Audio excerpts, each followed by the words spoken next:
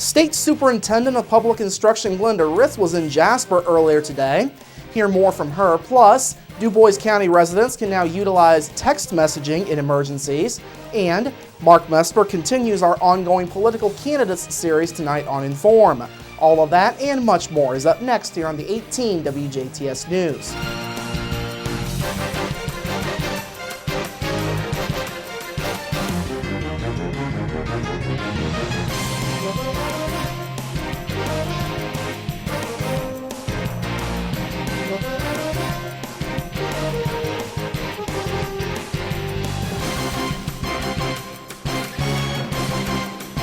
Hello, I'm Bradford Raths. School officials from Du Bois County and beyond got an opportunity to hear more about K-12 education at the state level.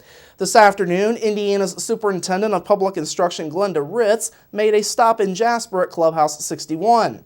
Raths was the keynote speaker for the Rotary Club of Jasper's Leadership Luncheon.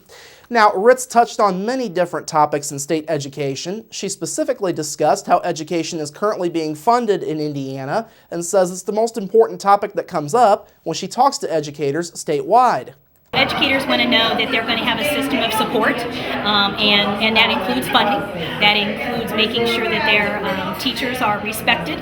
It makes sure that the students are going to have opportunities to be able to go and be successful citizens when they leave. They care about kids. And so generally the questions that I have are about that. What is it that we can do so that our kids can have what they need in our K-12 system? Raths says Indiana may have to find new ways to fund schools in the future as the enrollment-based funding model is not working. She also says she's pleased to hear that lawmakers have prioritized schools in the upcoming legislative session, though she says it remains to be seen just how much help that schools will get. Raths also touched on finding ways to make students more active learners along with better accountability standards for state schools.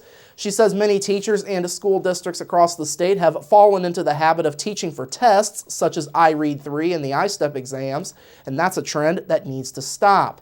Now, Raths was elected back in 2012, defeating then-incumbent Tony Bennett. Raths has been in education since 1978 and worked as a library media specialist for Indianapolis-based Crooked Creek Elementary School for many years, prior to being elected as the state's top education official. The Du Bois County Communications Center has now made the Text to 911 service available. In a news release, Communications Center Director Janice Love says the service is intended to be used only when calling 911 is not an option. Examples of this include callers who may be deaf or have trouble speaking or hearing, callers who cannot speak due to a medical condition, or callers dealing with a home invasion or other emergency that it would not be safe for them to speak with a dispatcher. Now, back in May, Love talked with 18 News about the new service. She said then that voice calling is still the best way to go. Certainly voice calling is going to save a lot of time. And I think everyone that uses texting knows they don't always go immediately where they need to go. And they're not read immediately, always.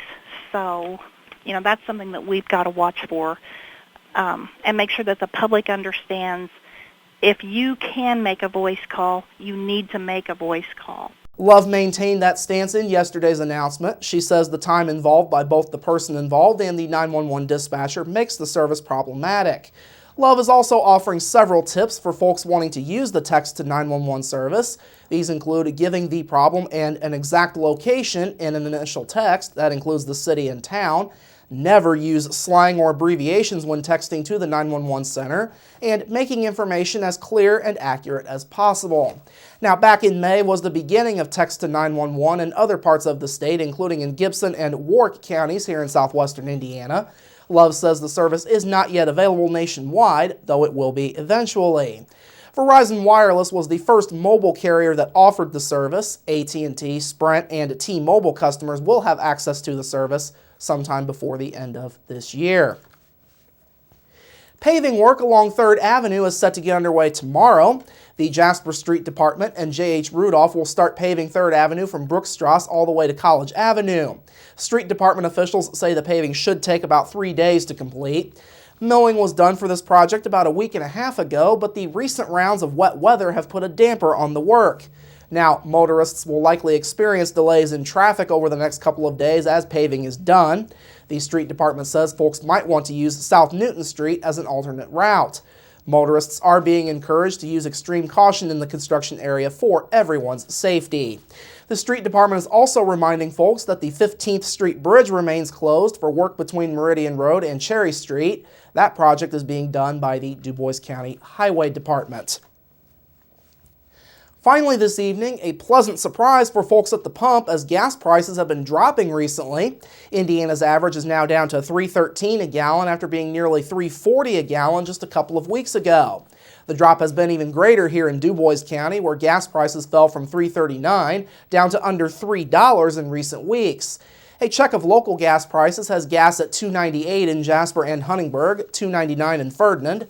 Prices get a little bit wider in range as you go outside of Du Bois County. They come in at $3.09 a gallon in Dale and French Lick and $3.08 a gallon in Washington. Petersburg's gas prices reported in at $2.98 a gallon, while in Lagodi, the lowest prices in our area, the price per gallon at $2.83 a gallon, at least 15 cents cheaper than the rest of our area. Now, the recent drops in gas prices have come largely as a result of domestic oil production. Recent reports say U.S. oil production is at its highest level in 3 decades. All right, coming up after the break, sports with Kurt Guxell and Inform with Mark Messmer. That's all up next here on the 18 WJTS News. Local people watching local people.